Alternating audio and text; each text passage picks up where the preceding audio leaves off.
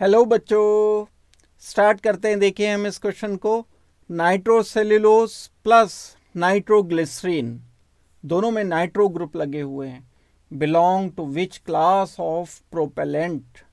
Propellant एक type का fuel होता है, जब हम उसे बर्न करते हैं तो huge amount of energy produce करता है और ये एनर्जी आगे की तरफ को पंप करती है इंजन को, या बाकी कोई एक थ्रस्ट क्रिएट करती है जिससे मूव करते हैं चीज़ें। ये मोटर में भी हो सकता है, रॉकेट में भी हो सकता है, या किसी ये आर्म एंड एमिनेशन में भी हो सकता है, रॉकेट लॉन्चर में, गन में। इस टाइप के फ्यूल को हम बोलते हैं प्रोपेलेंट।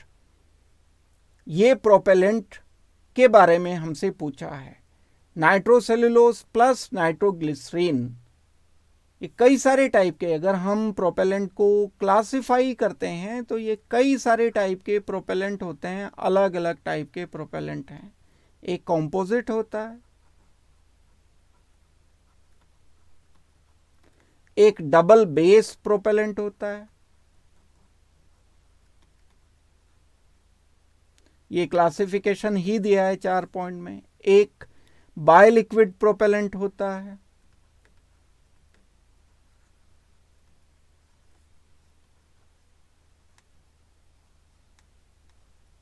इसके अलावा एक हाइब्रिड प्रोपेलेंट होता है। नाम से पता चल रहा है कई सारे टाइप के प्रोपेलेंट इसमें मिक्स कर रखे होंगे हमने। ये हाइब्रिड प्रोपेलेंट का एग्जाम्पल हो गया। जो कंपोजिट प्रोपेलेंट होता है, इसमें नाइट्रो ग्रुप नहीं होते हैं। Nitrogen and nitro group, nitroglycerine या नाइट्रोसेल्युलोज इसमें अवेलेबल नहीं होते हैं।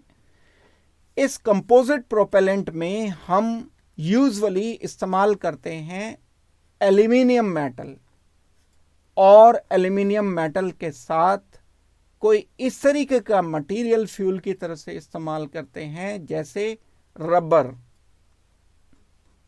And plastic. ये यूज किया जाता है एज ए कंपोजिट प्रोपेलेंट। तो कंपोजिट वाला हमारा तो आंसर नहीं होगा। डबल बेस प्रोपेलेंट में नाइट्रोसेल्युलोज, सेल्युलोज जो होता है कार्बोहाइड्रेट पॉलीमर, इस सेल्युलोज का नाइट्रेशन करते हैं, नाइट्रो ग्रुप इसमें इंट्रोड्यूस करते हैं, NO2 ग्रुप। प्लस जो ग्लिसरॉल मॉलिक्यूल होता है CH2OH, CHOH, इसका नाइट्रेशन करते हैं, CH2OH। इस OH की जगह NO2 ग्रुप लगा दिया जाता है, NO2 ग्रुप यहां पर आ जाते हैं, तो ट्राई नाइट्रोग्लिसरीन या ग्लिसरॉल इसको नाम देते हैं। इन दोनों के मिक्सचर को हम कई जगह पर इस्तेमाल करते हैं। ये डबल बेस प्रोपेलेंट बोला जाता है, और ये यूज किया जाता है कहीं स्मॉल आर्म्स में, एमिनेशन में, एंड कहीं कैनन जो होती है, जो आर्मी वाले कैनन यूज करते हैं, छोटी कैनन जो होती है, उसमें इन प्रोपेलेंट का, फ्यूल का इस्तेमाल किया जाता है। फ्यूल मतलब कहीं पर ब्लास्ट करने के लिए इनको यूज कर रहे होते हैं। रॉकेट लॉन्चर में एंड जो रॉकेट्स होते हैं उनमें भी ये डबल बेस प्रोपेलेंट इस्तेमाल किए जाते हैं। जो बायोलिक्विड प्रोपेलेंट होते हैं ये अलग टाइप के प्रोपेलेंट हैं। बायोलिक्विड में हम क्रायोजेनिक ऑक्सीजन यूज करते हैं। क्रायोजेनिक का मतलब है ऑक्सीजन वैसे तो गैसियस होता है, लेकिन जब हम उसे कूल कर लेते हैं, बहुत कम टेम्परेचर कर देते हैं, तब ऐसे मटेरियल को क्रायोजेनिक कहा जाता है, जो कूल करके लिक्विड बना लिया जाता है गैस से। तो क्रायोजेनिक ऑक्सीजन एंड हाइड्रोजन का जो मिक्सचर है वो बोला जाता है बायोलिक्विड प्रोपेलेंट। हाइड्रोजन की जगह हम यहाँ हाइड्रोकार्बन भी इस्तेमाल कर लेते हैं। O2 cryogenic and hydrocarbon hydrocarbon जैसे एल्केन, एल्कीन, एल्काइन, CnH2n+2 ये भी लिक्विड फॉर्म में लिए जाते हैं। इनके मिक्सचर को हम बायोलिक्विड प्रोपेलेंट बोलते हैं।